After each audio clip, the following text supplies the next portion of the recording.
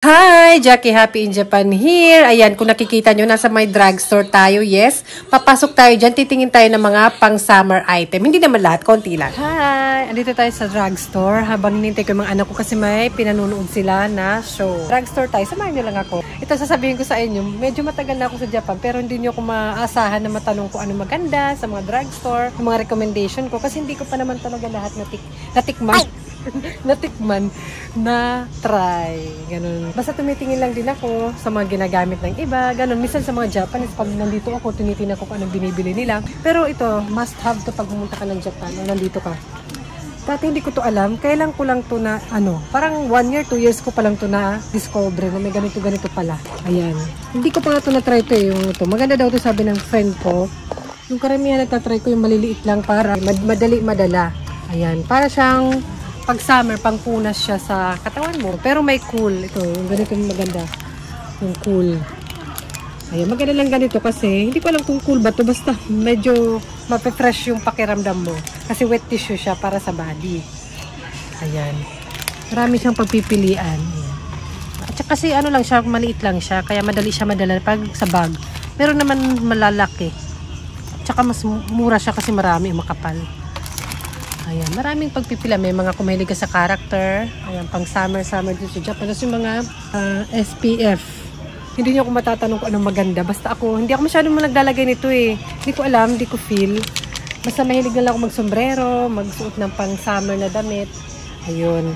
And may mga deodorant. Ito yata yung deodorant sa Japan. Hindi ko pa na-try.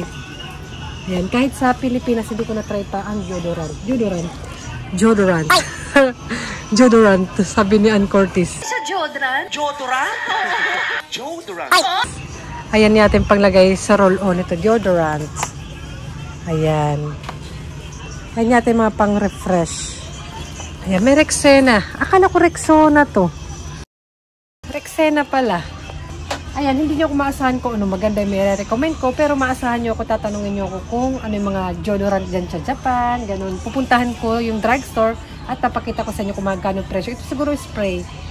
Pang spray siya, tapos parang mabango ka na. Ayan, medyo pa naman ako pag pinagpapawisan, nag-aamoy panis. Maganda siguro to kasi hindi ako mahilig sa mga aroma or amoy, pabango, perfume. Kaya ayoko kasi nagkaka-allergy ako. Ang arte. May mga dry shampoo din, kung tamad maligo. Pero hindi pa ako nakapag-try. Never pa ako nag-dry shampoo. Naliligo lang talaga ako. Ligo lang. Dasal lang. Basta yun. Pakita ko lang. Samahan nyo lang ako bang nasa show yung mga anak ko. May pinapanood sila na Japanese show, yung Rakugo. Dito lang, dyan lang. Samahan nyo lang ako. Ito ma-roll on. Sample daw. Paano kung isasample natin? Sure ka? Sample natin to, Jackie. Ayoko nga, baka may nagsample na nitong arte, no?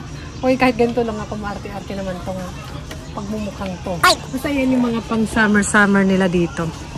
Ayan, pero ito marirecommend ko. Yan yung tissue na ganyan. Bala na kayo pumili at mag-try. Ayan, comment down below yung mga nandito sa Japan kung anong ginagamit nyo dyan. Ito parang maganda.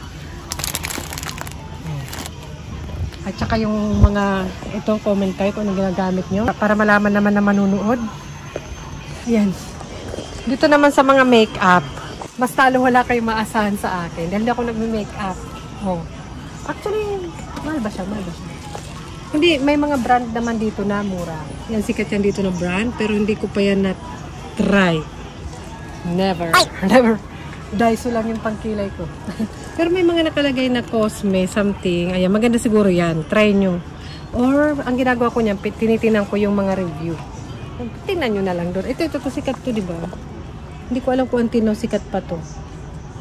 Ayan. Mga lipstick. Ito hindi ata to Japan. May mga binibenta na rin dito sa Japan. Hindi naman Japan. Parang Korea yung iba. Korea, mga cute-cute na yung nalagyan. May ligla ako magsabi na, cute, ang cute. Pero hindi ko na bibili. Kasi hindi ako mahilig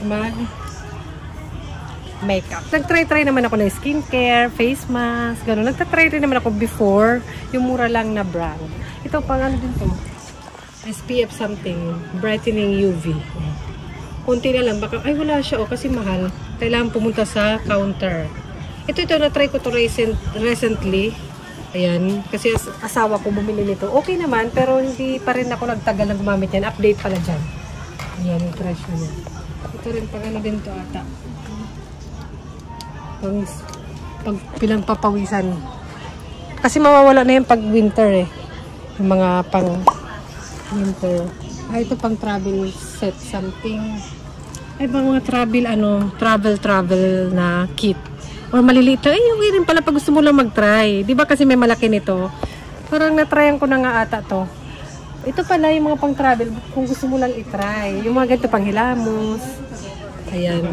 Kaso baka mas mapapamahal ka. Pero sayang naman kasi kung bibili ka ng malaki. Pang-try-try lang.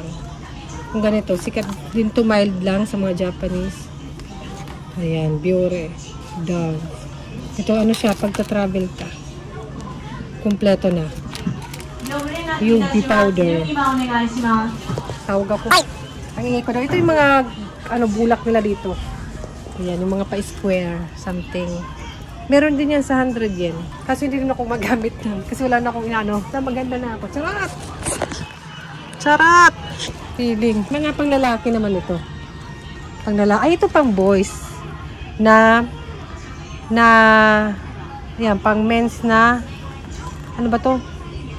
Na version ng, ito yung pang girls. Cute-cute lang. Ito yung pang boys. Men's. Nakalagay naman eh. Tapos yung deodorant ang pang men's. Biore, diba? Pati yung mga pang men's dito, may mga kaartihan, Diba? Ayan. Mga ganyan. Dito pala yung pang men's. Baka naman mas hiyang ako sa pang men's. Ito yung mga parang ito yung ginagamit namin before ng asawa ko. Until noon din naman, ganito, yung brand.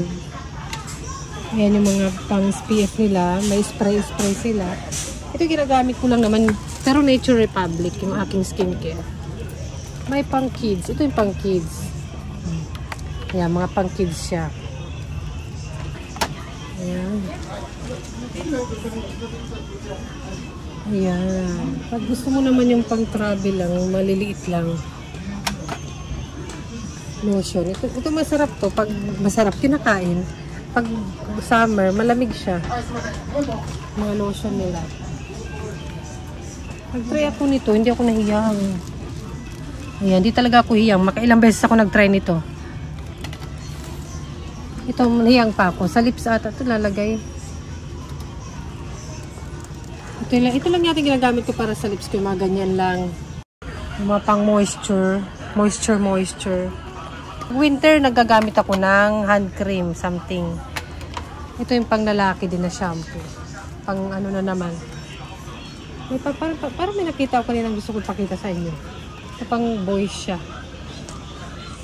Hindi ko nakita. Ay, ito. Nakatry ako nito ito mismo. Para sa kilikili kasi pawisin ako. Effective naman siya. Para siyang napkin pero sa kilikili. Pero pabilog siya. Yung basta ganyan. Yan yung presyo niya. Marami naman sa loob. 40 40. 40 ba? Sulit din. Ito yung na-try ko. Naalala ko maliit. Nabili ko. Ito may maliit din. Para sa kilikili. Ito para sa pampa-refresh deodorant. Sabi ko nun, Rexena. Gusto ko yung Rexena. Mura pa. Dayan. Si Dayan, pang UV. Maganda din spray, no? Pero yun lang naman, yung mga pang nakita ko lang yung mga pang summer. Kasi mawawala na yan pag winter. Kaya kung gusto mong bumili, magsisale yan. Mura dito sa shop ng mga to. Pati doon. Yun lang naman natin pang summer nila. Ito rin. Pang summer dito. Ayan. Ito maganda, pang lang siya. Ay, ito. 198 siya. Pang lang siya, travel, maliit.